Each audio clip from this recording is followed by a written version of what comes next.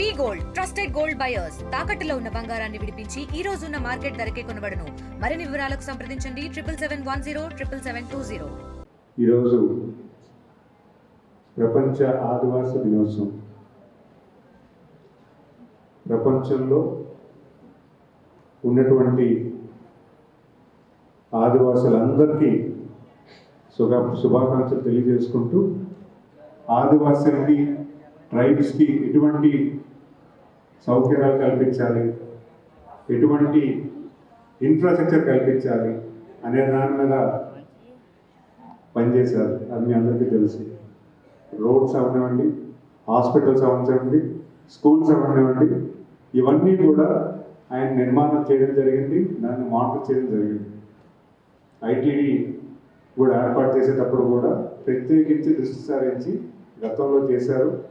మరి అలాగే మన జిల్లాకు వచ్చి ట్రైబల్ యూనివర్సిటీ నెలకొల్పడానికి కూడా ప్రధానంగా ఆమె బాధ్యత తీసుకున్నారు. 14 నుంచి 19 అప్పుడే 2014 నుంచి 19 అప్పుడు ఆయన ముఖ్యమంత్రిగా ఉన్నప్పుడు అది కొత్త వలస ప్రాంతంలో ట్రైబల్స్ అందరికీ కూడా అటు సీతంపేట నుంచి ఇటు అల్లూరు జిల్లా అందరికీ కూడా సెంటర్గా ఉండి, సెంటర్గా ప్లేస్ చూస్ చేసుకొని కొత్త వలసలో పెట్టడానికి ఆయన కార్యాచరణ చేశారు.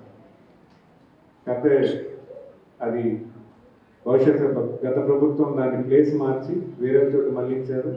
బట్ ఏదైనా మనకు పని ఇంపార్టెంట్, మనకి యూనివర్సిటీ రావాలి, యూనివర్సిటీ అందరికీ అందుబాటులో రావాలి, వేగవంతంగా రావాలి అనే దాని మీద మేము దాన్ని కంటిన్యూ చేస్తూ ముందుకెళ్తున్నాం. మరి ఈరోజు నాకు ముఖ్యంగా గమనించింది ఏంటంటే, ఎక్కడో కొంచెం లోటుపాట్లు ఉన్నాయి, ఇంకా చేయాల్సి ఉంది అని నేను వెంటనే జేసీ గారితో మాట్లాడాను. హెల్త్ అండ్ ఎడ్యుకేషన్ విషయంలో ఎటువంటి లోటుపాట్లు ఉండకూడదు. ఎందుకంటే ఈరోజు ఆరోగ్యం, విద్య రెండు కూడా రెండు కళ్ళ కింద తీసుకువెళ్ళి ఈరోజు పిల్లలకు కానీ పెద్దలకు కానీ అందరికీ కూడా ఒక మంచి ఎడ్యుకేషన్, ఒక హెల్తీ ఎన్విరాన్మెంట్ క్రియేట్ చేసే బాధ్యత ప్రభుత్వం ఉంది. దాంట్లో ఎటువంటి లోటుపాట్లు ఉన్నా కూడా వెంటనే మేము చర్యలు తీసుకుంటాము. ఇప్పుడు సోదరులు చెప్పినట్టుగా అక్కడ ఏఎన్ఎంస్ లేరని చెప్పడం జరిగింది. సో ఆ ఏఎన్ఎంస్ ఎక్కడెక్కడ లేవో వెంటనే దానికి శాంక్షన్ చేయించి ఆ సంబంధిత స్కూల్స్కి వచ్చేలాగా చేస్తారని తెలియజేస్తున్నాను. అంతేకాకుండా మా deputy chief minister Pawan Kalyan garu, ఈయన ఎప్పుడూ ఊహించలేదు, ఆయన గడిచిన సంవత్సర కాలంలో సుమారు 3 సార్లు మన ప్రాంతంకి వచ్చి మన ప్రాంతంలో ఎటువంటి ట్రైబల్స్కి ఎటువంటి సహకారం కావాలి, వాళ్ళ జీవన విధానం ఏంటి అని ఆయన కన్నే పర్యవేక్షణ చేసుకొని మా అందరికీ కూడా ప్రభుత్వానికి ఆయన ఇచ్చిన విన్నపాలన్నీ కూడా కార్యరూపం జరుగుతున్నాయి. సుమారు 200 కోట్ల రూపాయలు గడిచిన సంవత్సర కాలంలో 5 స్టెప్స్ ఎడ్యుకేషన్, హెల్త్, ఇన్ఫ్రాస్ట్రక్చర్ వాటి మీద ఖర్చు పెట్టడం జరిగింది. అవన్నీ కూడా మన జిల్లాకి కాకపోయినా పక్క జిల్లాలకి, ఏఎస్ఆర్ జిల్లా కానీ మన్యం జిల్లా కానీ చేరడం జరిగింది.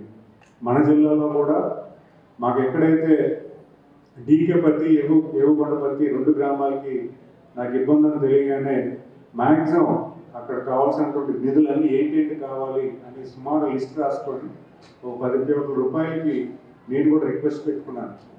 ఇంకే రేట్లు ఉన్నా మొత్తం 100% రోడ్స్ అవ్వాలంటే ఒక 10 కోట్లకి ఎస్టిమేట్ చేయించి శాంక్షన్ కూడా పంపించాను. ఖచ్చితంగా మీకున్నటువంటి ఇష్యూస్ ఏవైనా కూడా ప్రభుత్వం పనిచేయడానికి సిద్ధంగా ఉంది. మీకు కావాల్సినటువంటి సదుపాయాలు కానీ అన్నీ కూడా సమకూర్చడానికి మేము కూడా పనిచేస్తామని తెలియజేసుకుంటున్నాను.